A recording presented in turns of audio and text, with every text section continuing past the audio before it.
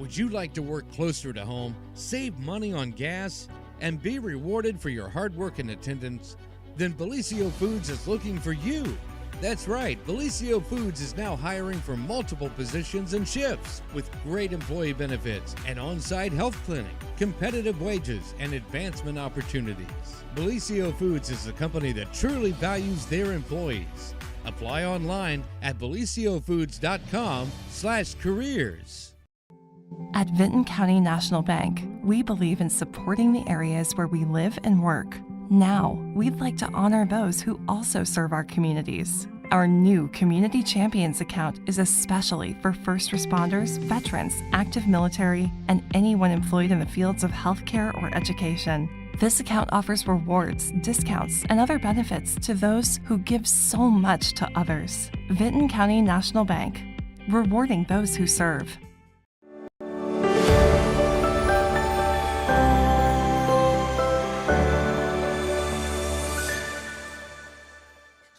Good morning, everyone, and welcome to the morning show right here on Main Street TV, where we have some very special guests in the studio, two of which you can see here, and well, numerous ones that you can't see. And we have the kids from CLA here today, journalism class, right? Yes. Yeah. Very good.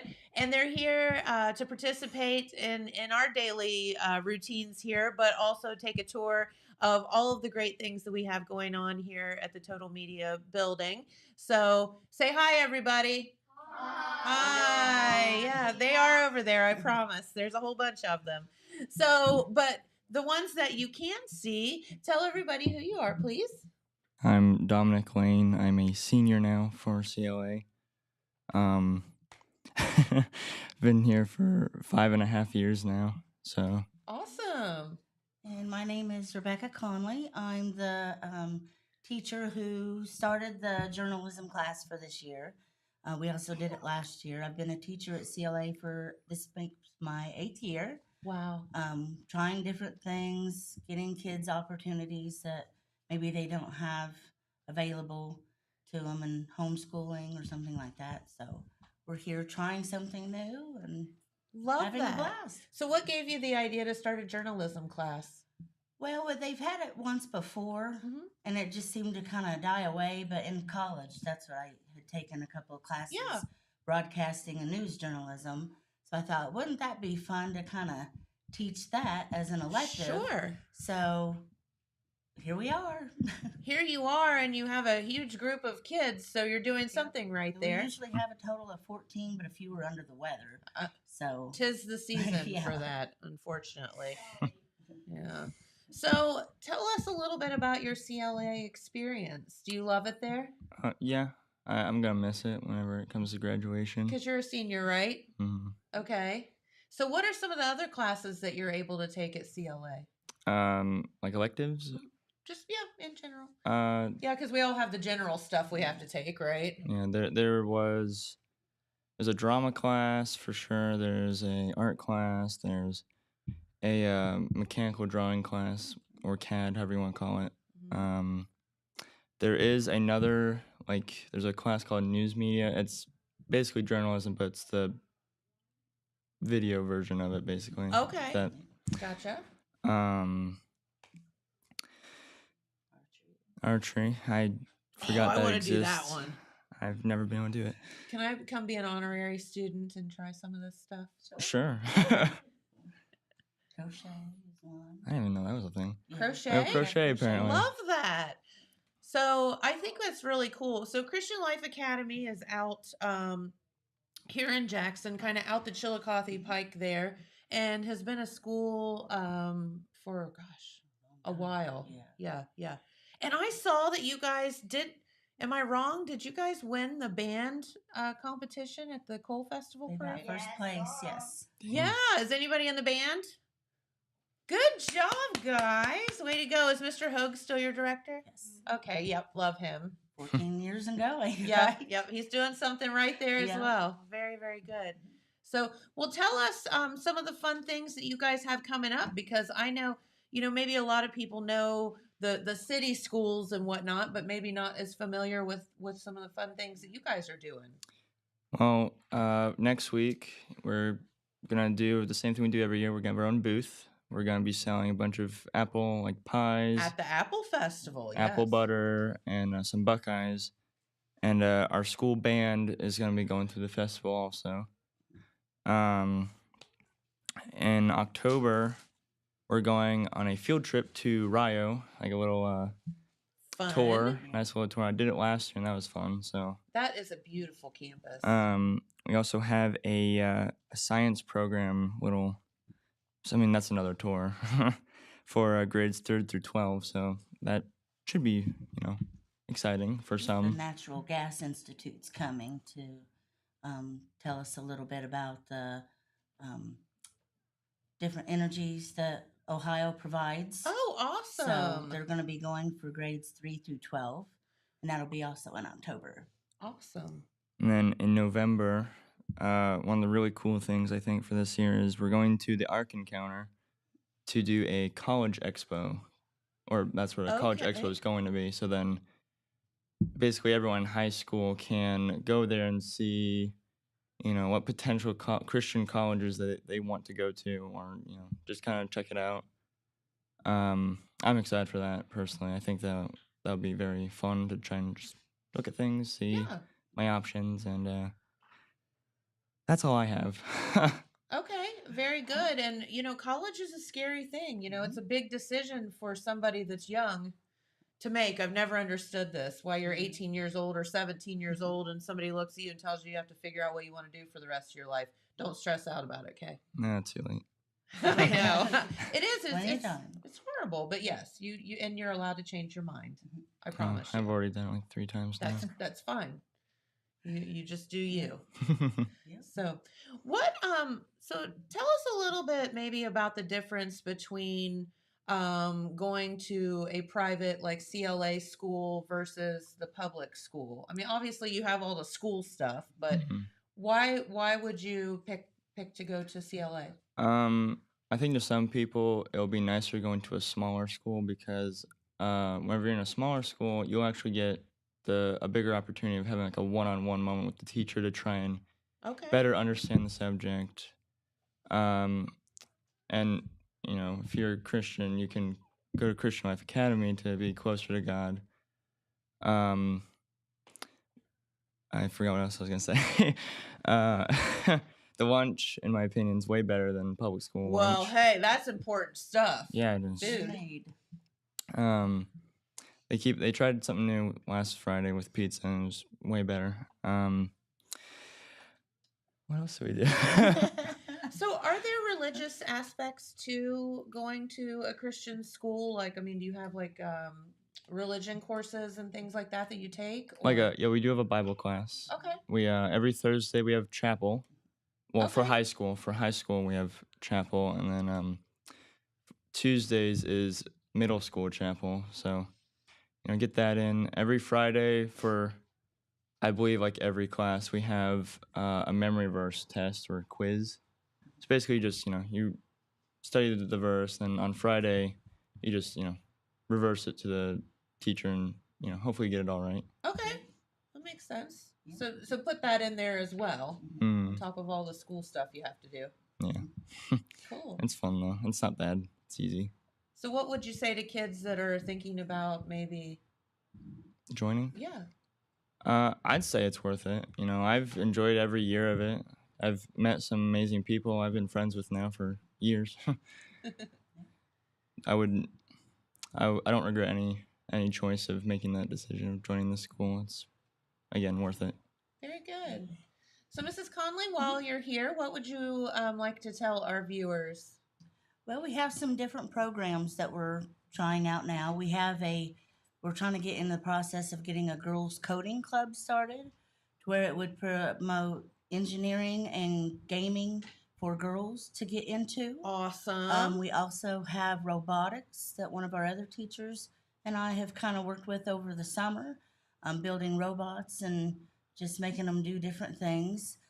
In the spring, I guess, next semester, he and I are going to try and combine the journalism class with his broadcasting class. Okay. And we're going to try and do like a live feed once a week, Yeah. possibly, to break into what you're doing here, just to let everybody know what we're doing at CLA and give, like I said, kids opportunities that may not, this may not open up for them.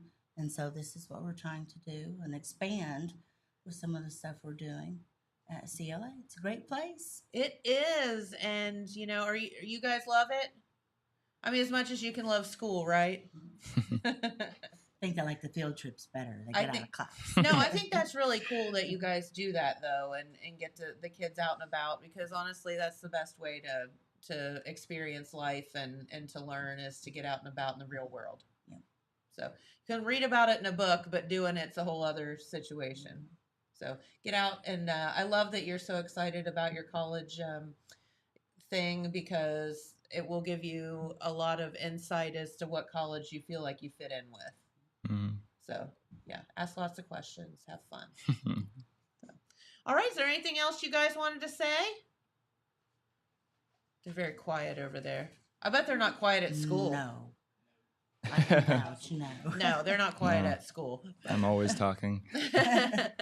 Well, we'll let you get back to your tour, and we appreciate you all stopping by. There's certainly many of you here, and enjoy the rest of your school year. Thank you for having us. And enjoy your senior year. Thank you. So far, I have been, so. Good deal. All right, well, we do have a video. What are we playing, Adrian? All right. Oh, Okay. Thanks, guys. You guys Appreciate you. You're going to talk to Tanya. She's going to tell you about street teams. Yeah. Yeah, you all should talk to Tanya and consider joining our street team, as well, as you could get a lot of experience that way. So, Morning, Jen. hi. Exciting. You're the about tour guide. 14 to 16 journalism That's students awesome. there. Yeah. As I was telling Jim before the show started, Pete and I went to the class and took newspapers and kind of talked about the newspaper and what we do and how we compile news and papers That's made awesome. and how it's printed and all that. And we also talked about, the radio and about Main Street TV. And the teacher there that was on, Rebecca, she wanted to bring the kids to us this time to That kind of makes take sense. a tour of the facility. So we obliged, and we're doing that this morning. So they've been through and talked to Mr. Wilson this morning. They were on the morning show with Matt McKee. I got to see some of the different radio stations. I think we're up to like 24 now or something. Yeah. And told them about the Telegram app and the Total Media Radio app. And anyhow, just a lot of excitement. Tanya's currently talked to him about the street team, which we know very well about here on Main Street TV. That's right. And so anyhow, we have a video here that I shot this past week. So this was a ribbon cutting ceremony hosted by Holzer Health System and the Ohio State University. Is it Wexner Yep. Medical Center. And it happened on Friday morning, September 6th, to celebrate the next phase of the SOAR Study Research Initiative. And it's a statewide project seeking to identify the root causes of the ongoing epidemic of persistent emotional distress, suicide, drug overdose. And what the ribbon cutting was for, they have the SOAR Mobile MRI unit based at Holzer Medical Center at Jackson. And they are currently enrolling participants ages 12 and up from Southeast Ohio, including, Athens, Gallia, Meigs, and Jackson counties. They're wanting people to enroll, and I believe there's even there could be money involved. They pay you for participating in the study. And we were there. I was there along with Telegram editorial assistant Alex Shope. He did the coverage for the newspaper side, did the story, a very nice story in Wednesday's edition. Real long, kind of explains the whole thing that they're trying to accomplish with this source study. And I know Pete was on and kind of talked a little bit about that yesterday. Yeah.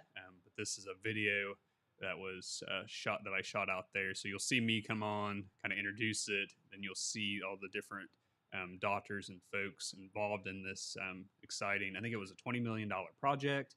It's huge. It's huge, and they're going to talk all about it. And we also kind of wrap it up with them. You actually get to see them cut the ribbon to kind of mark the opening of that out there. So. Yep, certainly something needed in our area for sure.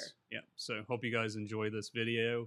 It is available already on Total Media's YouTube, and you can also find it, I believe, on the Telegram News Facebook page as well as my news personality page too. So There you go. hope you guys enjoy when we come back.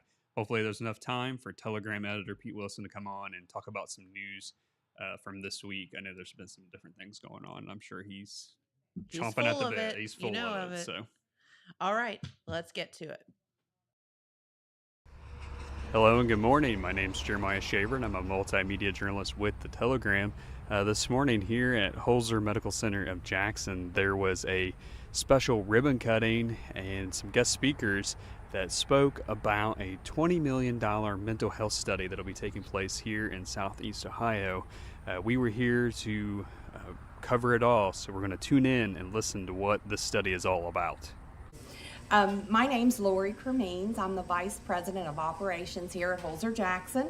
We want to thank you all for joining us today to celebrate this very important milestone for the state of Ohio Adversity and Resilience Program, otherwise known as the SOAR study, with the opening of the mobile MRI unit here in Jackson, Ohio. We're very honored to be able to collaborate with multiple agencies to offer these services to our community here in Southern Ohio to learn more about mental health and resilience. We have several speakers today that will share many aspects of the program and the benefits that it will provide. Again, thank you so much for taking time out of your day to show support for the SOAR study. Without further ado, I'd like to introduce Dr. Rodney Stout, our CEO for Holzer Health System.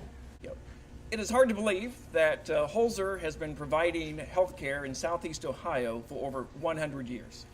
And while you won't find research in our mission or vision statements, we do have a long history of supporting research. Prior to my role as CMO, Chief Medical Officer, and CEO, I served as our Director for Clinical Research. We served as a regional site for many pharmaceutical studies, including several of the diabetic drugs you now see advertised on TV. We also have a proud history of partnering with The Ohio State University in a number of projects in the clinical setting. Currently, Ohio State neurologists provide telestroke coverage to our 3 emergency departments here in Jackson, Gallipolis, and Pomeroy. For the last year, we have collaborated to create a tele-ICU program at our hospital in Gallipolis, which has been a great success in allowing us to continue to care for critically ill patients locally. So when we were asked to provide a location in Southeast Ohio for the statewide project, we proudly said yes. Although I'm not sure if anyone has ever told Dr. Thomas no. At this time, I would like to introduce Dr. Andy Thomas, Chief Clinical Officer for The Ohio State University. Andy's been a great friend and supporter of Holzer, and has also been an invaluable resource to me through the years. So thank you, Andy. Dr. Andy Thomas. Good morning, everyone. Before I take a chance to make some remarks, I actually want to introduce someone who frankly needs no introduction in this community, and that's Alan Stockmeister, to make some remarks. Many of you know Alan. He is a member of our University Board of Trustees, currently serving as Vice Chair. Also a member of our Medical Center board for the Wexner Medical Center, and actually chairs our Quality and Professional Affairs Committee, so we have a chance to be together every month at those meetings. But he's obviously incredibly well known here as really a foundation of the Jackson community. And along with his service to the Ohio State University, has a long history of service to Holzer as chair of the board and chair of the board here at Holzer Jackson. So Alan, please come forward and make some comments.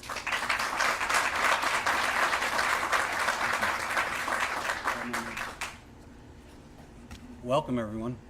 Especially if you're not from Appalachia, Ohio, or Jackson, all this community. Really enjoy having you here. Take a look at our hills, our weather. Hey, sometimes it's better than Columbus. So. But as a lifelong resident of Jackson, I'm proud to be here to help commemorate the arrival of the SOAR unit. It's a mobile unit, MRI, and it's for all of our communities in Appalachia, Ohio. So we have to get the word out, not to just Jackson County, but also down to Scioto County and Athens. And I see Jay Edwards here. Jay, you got to help us with that. There he is over there. Meigs, Benton, there we go. We got them all.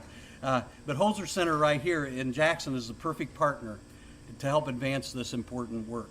The hospital is at the heart of the community and will provide a place for residents to participate in the study and be connected to resources to help them succeed in life. As a member of the Ohio State University Board of Trustees, serving as vice chair, and as well as the Ohio State Medical Center Board, and as former chairman of Holzer Health System, I spent 26 years with Holzer. I know that their deep commitment, all of our deep commitment, to address and support the ambitious goals of what this research can do and how we conduct it. I'd like to acknowledge that the SOAR study would be not possible if it was not for the support of Governor Mike DeWine, his cabinet, the Ohio Department of Mental Health and Addiction Services, and we are grateful. We should all be grateful for that support. So, Dr. Thomas.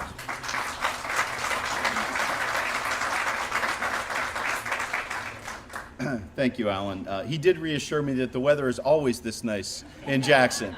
I want to make a couple comments about the SOAR study. You're going to hear from Scott Langenecker later in the program to get more detailed. But really, I like to think of a project like this as our land grant mission coming to life and coming to your community, where we can partner together on a lot of the things Rod talked about with our clinical care. We can certainly work. We have a group of Holzer physicians coming up actually tomorrow for the first session of a leadership development program, so on the education side. But to do this in research, I think is really, really meaningful. The SOAR program is not just Ohio State, though. It's headquartered at Ohio State, but there are more than a dozen academic and health science universities around the state that are partnering with us. In fact, a number of us will be over in Athens at OU later today for our third SOAR symposium of the team that's really working across the state to make this project a success. I want to take a second and thank Luan Fawn, who's here. Dr. Fawn is our chair of psychiatry, and really this project is to a large part inspired by your work and your thoughts. Not on the program today, but he is a wonderful, unique individual, and we're proud to have him here at Ohio State. So what is SOAR? SOAR is across all 88 counties of the state with two key projects. First is to do a survey of up to 15,000 Ohioans looking at not just what are the causes of mental illness, but looking at what are the things that help some people become resilient. Why do people living on the same street in the same community? One individual has issues with depression, substance use, addiction, potentially overdose or suicide, and another person living in that same block finishes school, gets a job, starts a family, contributes to their community. So we've really modeled this after the Framingham Heart Study that some of you may be familiar with up in the late 1940s in Framingham, Massachusetts. They started studying an entire cohort of patients to figure out why do people have heart attacks.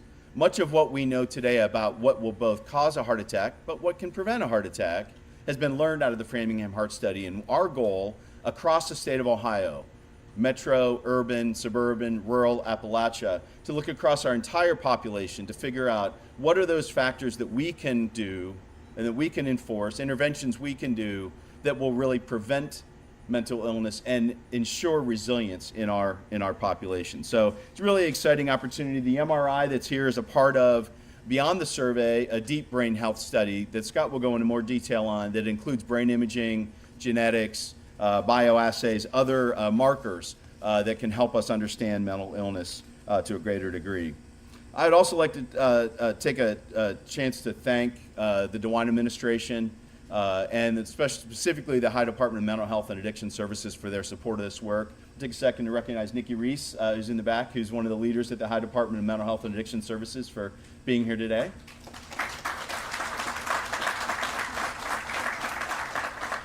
Also, as Alan did, I'd like to recognize Jay Edwards, 94th Ohio House District, and thank you for all of your support over time of this project and for being here today. Unfortunately, Speaker Stevens was not able to be here today. However, he did send this very nice commendation on behalf of the Ohio House of Representatives. It'll be over here on the side table if you want to take a peek at it. We really appreciate the support of the Speaker and that resolution. Thank you. Last, I would like to really thank the person sitting next to me in the front row, Amy Shadwick. She's been at the table for a lot of our work and our relationships with the state. Amy is the director of Governor DeWine's Recovery Ohio program, and I'd like to invite her to the podium to make some remarks.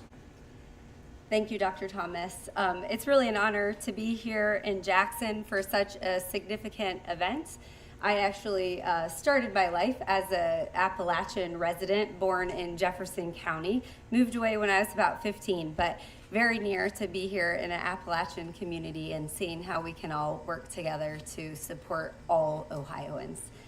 So as you all know, Governor DeWine is deeply committed to improving mental health and addressing substance use across our entire state. So since the beginning of his administration, in 2019, he prioritized these initiatives by establishing the Recovery Ohio Initiative, as Dr. Thomas said, which I have the privilege to serve as the director. Recovery Ohio's mission is clear. It's to bring together all our state agencies and community partners in a unified effort to tackle Ohio's mental health and substance use crisis. Collaboration is at the heart of our approach, and today is a perfect display of what that collaboration looks like. So let me share a few sobering statistics with you that highlight the urgency of our work together. When I talk about these numbers, remember, they're not just numbers, they're not just stats. There are mothers, fathers, sisters, brothers, neighbors. So it really underscores the importance of the work that we're doing together. 1 in 5 Ohioans experienced a substance use disorder in the past year. Nearly 5,000 Ohioans lost their lives to an overdose in 2022. 1,797 Ohioans died by suicide in 2022, and approximately 2.2 million Ohioans have lived with a mental illness in the past year. This crisis also extends far beyond Ohio. Nationally, the CDC reported almost 108,000 drug overdoses in 2023. And the CDC also noted that suicide rates have surged by 36% between 2000 and 2022. So these statistics underscore that this is a national crisis, but they also reveal the close relationship between substance use disorders and mental health struggles. The reality is, many of us know someone who is managing these challenges. These are not isolated incidents, they affect families and communities as a whole. In Ohio, we are here to take decisive action. That's why we've committed $20 million through the Ohio Department of Mental Health and Addiction Services to the SOAR study, a groundbreaking effort to dig deep into the roots of mental health issues. The SOAR study represents more than just research. It's a commitment to ending the stigma that too often prevents individuals from seeking the help they need. Through SOAR, Ohio will set the standard by helping residents overcome mental health challenges, enabling them to stay in the workforce, complete their education, support their families, and contribute meaningfully to all of our communities. Ohio is the ideal place of a study of this magnitude. I'm excited about the transformational change and the lives that will be saved as a result of the SOAR findings. It's now my pleasure to introduce Dr. Tracy Schwab, Dean of the Heritage College of Osteopathic Medicine at Ohio University. Wanted to make sure I got that all right. Dr. Schwab and her team are training the next generation of medical professionals who will one day apply the lessons learned from the SOAR study to improve treatment and prevention efforts across the state and ultimately change and save more lives. Dr. Schwab.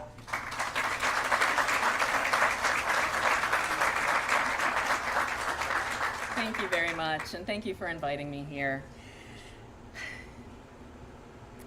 Today's ribbon cutting ceremony is really momentous when representatives from so many different groups come together in person to talk about an issue of critical importance to the health and well-being of Ohioans.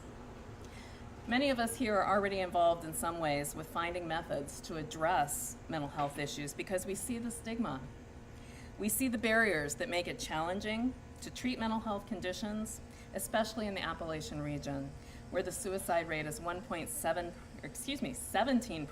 higher than the national rate. We know somebody personally that's living with this or has experienced these mental health issues.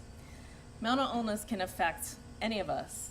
Not even our health care and our frontline physicians are immune to this. Anxiety, depression, and suicide, burnout are common among physicians. The depression rate among medical students alone and medical residents is 29%, so a third of them, almost a third. And the suicide rate for residents is twice that of the general population. Physicians, like others, often worry about the stigma, about appearing weak, or being shamed for their mental health issues. As a medical school, the Heritage College is committed to understanding that our students may experience issues like this and psychological distress. So we want to be able to partner with them and take care of them. We prioritize support, counseling, and other resources to help students learn to become more resilient, how to balance their well-being in their lives. Our mission is to educate students, and our students' mental health is just as critical as their physical health to their success. We not only treat mental illness, but we also need to address the social determinants of health that impact mental health, like housing and employment. And that work truly takes a village. Our college's Family Navigator program through our community health programs is this, where they connect with Medicaid-eligible pregnant women to provide them wraparound services that will help them ensure a healthy pregnancy and birth. These services range from getting housing to treatment of substance use disorders, smoking cessation, to mental health support. Our Navigator program is a perfect example of what it means to build partnerships to improve the health of our communities. At Ohio University, we continually seek partnerships in our efforts to meet our educational mission and our commitment to the people of Ohio. One of the ways we've been doing that is through our Ohio University Health Collaborative. The collaborative has partnered with more than 45 state and local organizations on workforce development efforts, public health research projects, and more. So OU brings that sense of collaboration to the SOAR studies, combining our expertise, our perspectives and resources with other academic research universities, and partnering with the state to fundamentally understand and curb mental illness is truly an ambitious and worthwhile endeavor. Through the power of partnerships, collectively, we can better understand the factors that influence and affect mental illness that will have an impact on all Ohioans for generations to come. So while our organizational missions may differ slightly, we share a responsibility to our communities. As we know from experience, that we can do more together to help Ohioans lead healthier lives than we can do in isolation. So I'd like to bring up our next speaker, who exemplifies why the SOAR study is so vital.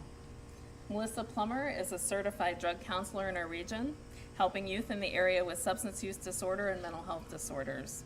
But before she became a counselor, she also lived with substance use disorder and mental health challenges. So Melissa, please come share your story with us. Thank you, Dr. Schwab, and thank you all for being here today.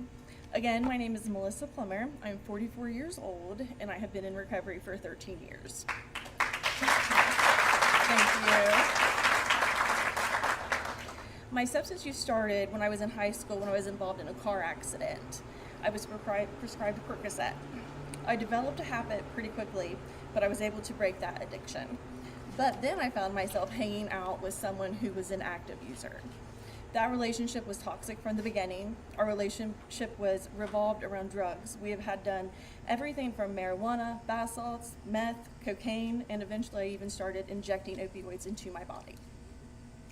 This disease makes you do the unimaginable to the people that you love and care about. I stole from my family to support my addiction. I lost custody of my children. I ended up in and out of jail and eventually landed in prison.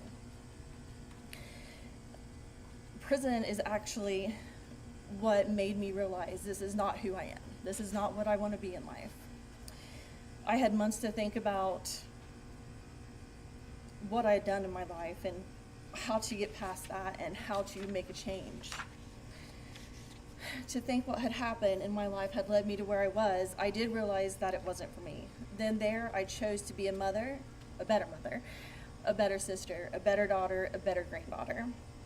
The one thing about this disease is that it's a mental illness, and substance use often go hand in hand. We tend to mask our mental health by using drugs. Another thing I'd like to point out is that drugs do not discriminate. They don't care if you're white, they don't care if you're black, they don't care if you're female, they don't care if you're male. They don't care if you're rich or poor. They will latch onto you at your most vulnerable time in your life. With this short version of my incredible journey, I am happy to say the past 13 years have been rewarding. I have my children back, and I'm a better mom. I am married, and I have a wonderful husband, and we have made a wonderful home.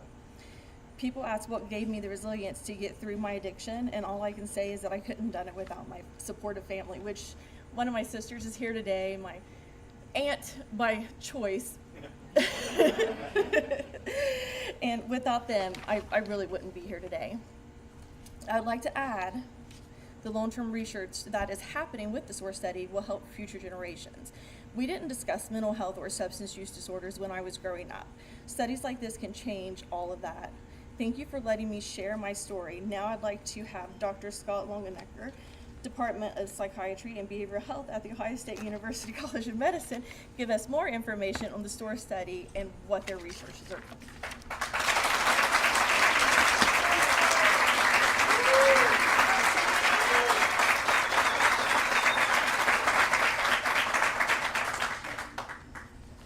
Thank you all for coming today. I want to give a couple shout outs before my comments begin. At the very back, there are 3 of our SOAR team members that I hope you all get a chance to meet. They're the folks who are running the MRIs and the EEGs and the neuropsych testing.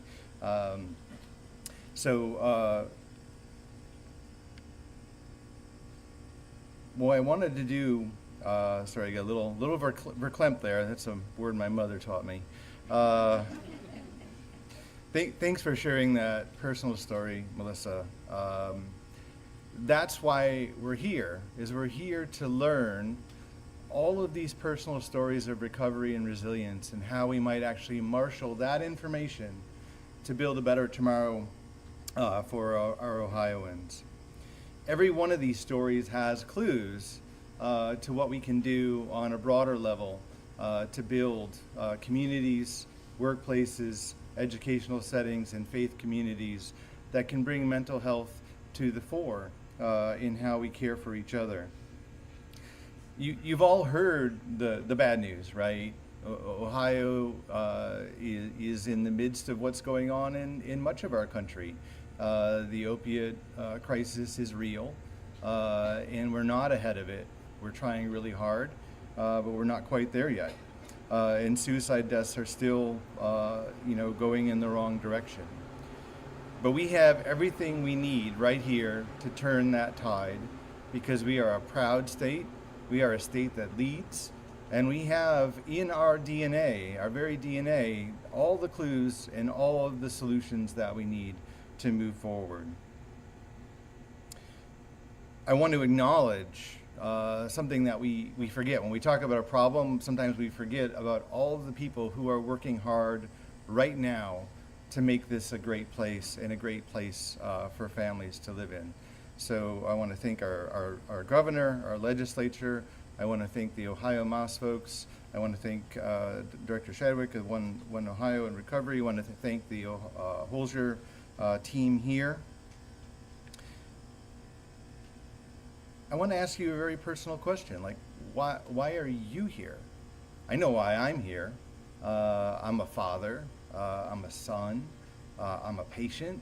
I have lots of reasons to be here. And I know that we all bring important reasons why we're here and why we think this is important. And so I'd like to take a moment, have a moment of silence to recognize all the folks that we've lost in this fight to addiction and to suicide, and to folks who are struggling right now.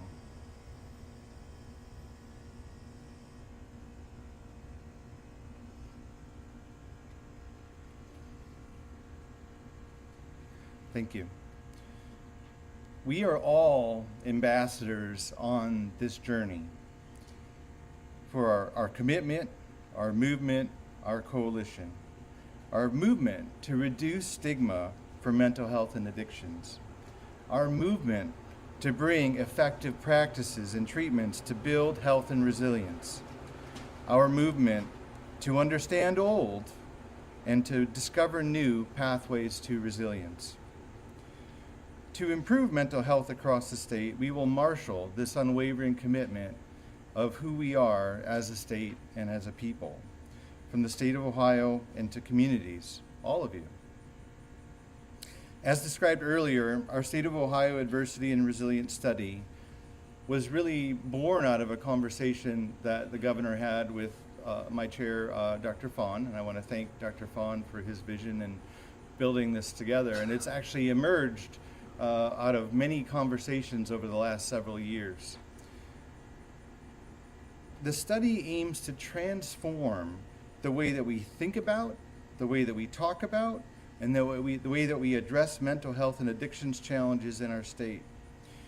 To do so in partnership with many different effective healthcare advocates, substance use disorder specialists, those who are in suicide prevention and crisis work, those who do treatment, those who are in recovery, all of our practices, services, and supports, including our families, our faith communities, our educational systems.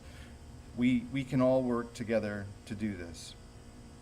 And we want to understand pathways to resilience, the ability to adapt and to grow in the face of adversity.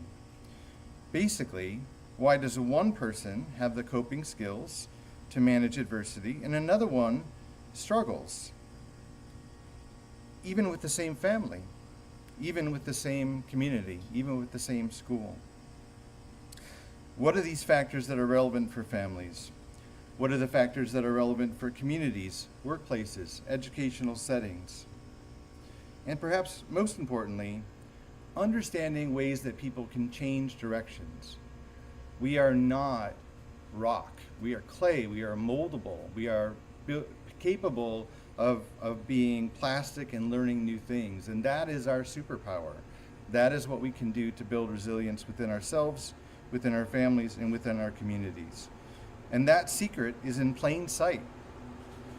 But that doesn't mean that the work is easy. If it was easy, we wouldn't be here. And I want to acknowledge, as I did before, all of the people who have been working in this space for a very long time to help our communities and our families live meaningful and rich lives. So we're standing in the shadow of a state-of-the-art MRI trailer. We have electrical encephalography tools. We have questionnaires. We have your phone. We have blood sample markers. All of these are tools, modern tools that we can use to listen and learn. But that's just the beginning. Once we listen and learn, then we move to partner. Then we move to innovate. Then we move to transform what we're doing, both in a healthcare setting here at Holzer, but also in the school, in the home, in our communities. So this study has two elements. There's a big, broad survey that goes out to 15,000 or 300,000 Ohio families, 15,000 of which we hope to have respond. And I would say in Southern Appalachia already, I can give you updates to this morning. We are at 88% of our target goal for surveys completed in South Appalachia. So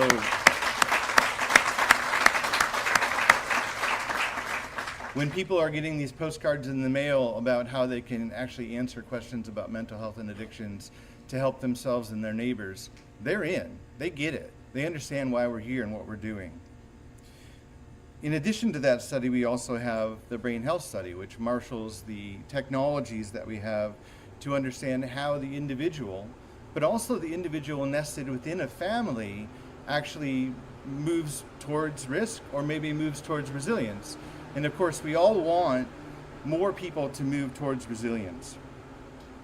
And we use these tools, not just, as Andy was mentioning, not just at Ohio State, not just at Holzer, We have partners all around the state, including Ohio University, including our big universities and our small universities. Almost every public university in Ohio is involved, and we are continually, gradually adding more behavioral health providers and hospitals. So what do we actually do with these tools? What are we trying to understand? We're trying to understand how individual people, the brains of folks, respond to stressors.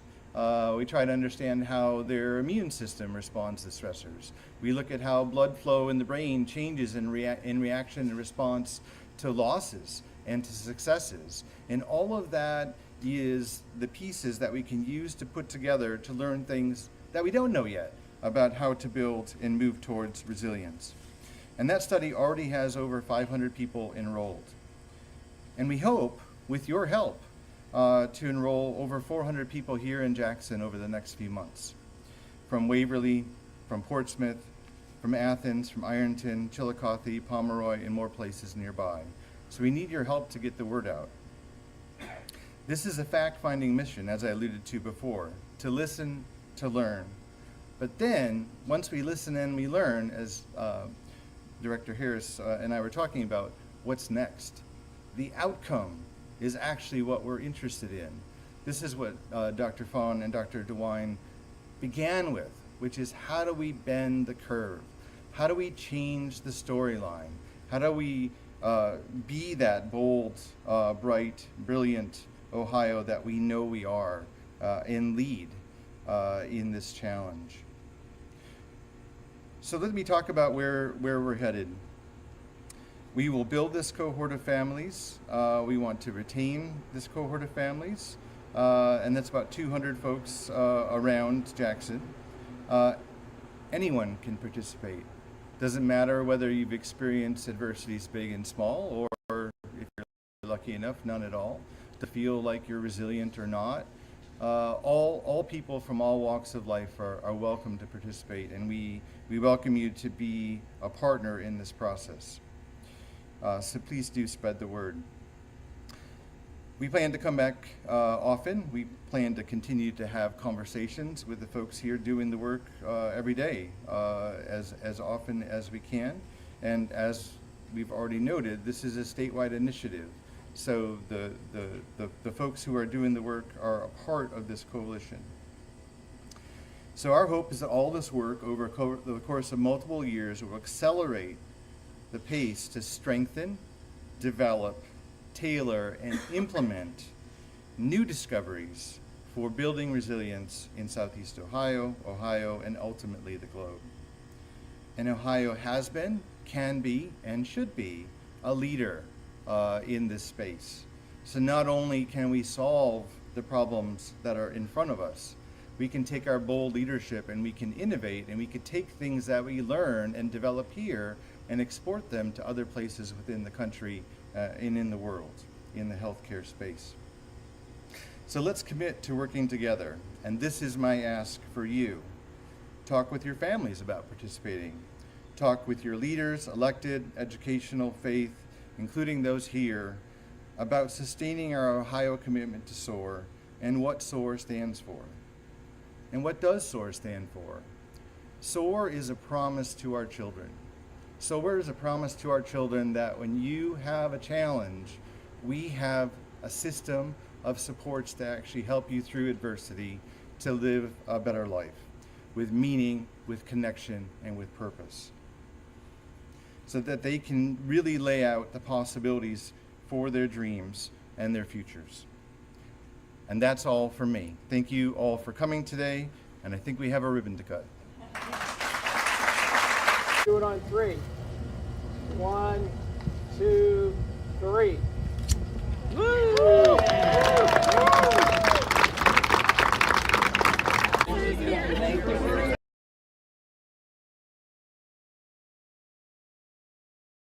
Our video just ended, so that was good timing. I was going to make Dylan sit down, and he was like, no. Okay, well, he can do his stand-up comedy routine. He could. He's been working on that. We could make him we can make him practice one of his speeches for college or something, like we did the one day. Okay. Hey, he is in the TV business. He's got to be ready. That's right. That's right. Okay. So what's going on today, Pete? Well, we got a number of things to roll at you here in the time remaining. First of all, unfortunately, we had a fatality-related crash in the county last night. Yeah, and you know, so often disproportionately, motorcycles seem to be involved in these because you just don't have as much protection, of course, on a motorcycle as you do in a regular automobile. But this happened at 7:45 p.m. last night on Thomas Sims Road. Now, that is a county road in the very corner of the county, southeast corner of the county in Madison Township, bumps up against Gallia County. Very short county road. I had to look on the map to see where it was. But it happened on Thomas Sims Road. And the person who was killed was Jacob Krisenberry, age 30, of Vinton, and that is not Vinton County, that's the village of Vinton in Gallia County. And he was driving a motorcycle, failed to negotiate a curve, traveled off the left side of the roadway, struck a ditch, somehow stayed on the road, but then ran into a southbound vehicle coming the other way. That was a 2015 SUV driven by Charles Justice, age 55, a patriot. The motorcycle then overturned and came to rest on the edge of the road. Mr. Krisenberry was declared dead at the scene. Erica Justice and Charles Justice, passenger and driver respectively in the SUV, fortunately they were not hurt at all. So that was last evening there in Madison Township, down near the Gallia County line. That story, by the way, the details that we do have as released by the Jackson Post of the State Highway Patrol, that is on our website now and will be in our paper on Saturday. Okay, big event yesterday in Jackson. This was good news. Yeah. And I tell you what, almost everybody and his brother was there to celebrate it. But they had a bunch of shovels out because we had a big groundbreaking ceremony. Nice. Off, I guess the way to describe it's in the Salt Creek Industrial Park, which is a lot of land there, you know, off Veterans Drive and off McCarty. You know, you got Dakotas and West Virginia Electric. Sure. Back off the road there. There's a lot of land that was put aside some time ago with the idea of it being an industrial park. It goes back 30, 40 years. Okay. And anyway, there's always been plans to develop it. There's utilities to part of that property. But the big news yesterday was Jackson Grandview Builders, which is the Bowman family, the late Phil Bowman, of course, that was his company, his construction company, development company. His two sons have carried on his work, Bo and Denton, and they are respectively the president and vice president of that company. They are building, with the help of economic development and grants as well as their own money, they are building a huge spec building there on their property. A spec building is short for speculative. What that means is they're building a building with the idea of we don't know what's going to get in it. If you build it, they will come. It's exactly right. I've thought of that phrase myself, but it's not baseball or cornfields this time. It's hopefully jobs, good jobs. It is a 30,000 square foot building with 2,000 feet of office space. It has the capability for expansion. Okay. Right now, they do not have any tenants, but this was a point that was given by the economic development people, 8 or 9 different speakers, state, local, regional levels. They said it's one thing to have a site with utilities, which this is, and they're also building a nice new road that's going to go up to it and around it and out McCarty Lane. Right now, there's a kind of unimproved little access lane off Veterans Drive that goes back towards there. Bellisio has a warehouse back there. Yes. This is a little bit away from that. But anyway, they say if you have a building on an improved site ready to go, that is really good as far as being able to attract. Now, there could be one tenant, there could be multiple tenants. They don't know. They are shooting. The Bowmans told me after the ceremony that they are shooting for production type jobs, good jobs. You know, warehousing is a possibility, but they are shooting for production type jobs rather than storage. Okay. You know, they want to create as many jobs, sustainable jobs as they can. But see, have you put up the pictures there? Oh, there we go. That is how it looks right now. They've actually started construction. You can see the frame of where the building is going to be. Some of the steel girders in place. You see the frame in the back on the other side of the building there. So they've actually started. They've actually started construction there. It's Black Ridge Services of Jackson, by the way. That's Andy Graham and Todd Gearing's new company that they've had for about a year or so. Is building it? They are building Oh, it. okay. They are building it. It's already started. They hope that the building will be ready by February or March. Now, in conjunction with this, it hasn't started yet. And here are some of the principals. We'll stop to look at some of the principals there in front of the sign. You see Sam Brady there on the left. He was kind of the MC for the program. He is of course, president and CEO of the Jackson Economic Development Partnership. Katie Farber, who is with the regional arm of Jobs Ohio. She's always involved in these projects. Then you've got Denton Bowman and Bo Bowman, the brothers. And then you've got another young lady whose name escapes me right now, but she's with Jobs Ohio. That's the state level outfit that's kind of tied in with government, but also is private. It also is its own body. It's its own thing, but it works on economic development projects in the state level. And then you have Lydia Mahalik. Now, she is as high as it gets with the Ohio Department of Development. She is the director. And there on the right is Justin Stevens, who is of course, the state representative for our area and happens to be the Speaker of the House. And this project, the spec building, was supported by a number of grants. Of course, all the economic development partners were in there. It is a project of the county commissioners, but of course, there's been a cooperation with the city and City of Jackson and other entities as well. And they did this program yesterday. 9 or 10 different speakers. They did the ceremonial groundbreaking, but actually, as we said, work has already begun here. Awesome. And there has not been a spec building in Jackson County since 1998. Wow. And they threw out this in a separate news release. They said that Jackson County, through economic development projects, of the 25 counties that are in the SE area, what they call the Ohio SE area, Jackson County is number 3. So for one of the smaller counties, they are doing a great job. So this was yesterday afternoon, and we will be reporting on that in our we're reporting that in our Saturday paper. And by the way, I said Justin Stevens. I'm so sorry. It's Jason Stevens. Yeah. Right. I should know that because I've met him many times before, and he was there. All right. Also yesterday, there was a 911 or 9/11 memorial service program at the Pride Park in Wellston. And Donna Smith, that is her picture right there. She's speaking. She is the contact, the organizer really of the whole event with the Wellston American Legion Post 371. She was one of the speakers there. Behind the scenes, I think she organized a lot of it with, of course, the participation and the cooperation of the city of Wellston, other veterans groups, the hierarchy of the Legion Post 371, et cetera. But they had a program to commemorate 9/11. They reviewed that awful day, what happened, literally thousands of people killed. Aaron Dupree, who's first assistant fire chief assistant fire chief with Wellston, he was one of the speakers. Aaron Madowski, a pastor, spoke. He is a United States Marine veteran and a Purple Heart recipient. Bruce Conley, who is the commander of the American Legion, spoke as well. They did the gun volley salute. They laid a memorial wreath. Very nice. Lightly attended, but we're going to have a big story in our Saturday paper on it with pictures.